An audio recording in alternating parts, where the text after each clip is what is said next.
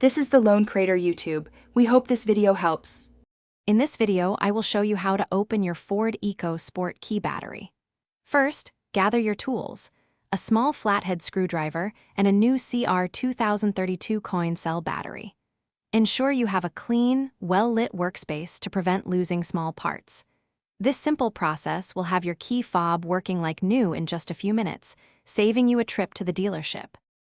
To begin, locate the small release button on the side of your key fob. Press this button firmly and then slide out the emergency key blade. This action exposes a small, narrow slot at the bottom of the key fob casing. This slot is crucial for the next step, allowing you to carefully separate the two halves of the fob without causing damage. Now, carefully insert the tip of your small flathead screwdriver into the slot you just revealed. With a gentle twisting motion, apply slight pressure to pry the two halves of the key fob apart. You should hear a small click as the casing separates. Be careful not to use excessive force, as this could damage the internal components or the plastic casing.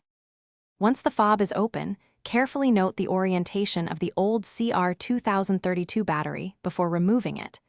Replace it with your new battery, ensuring the positive side faces the same direction.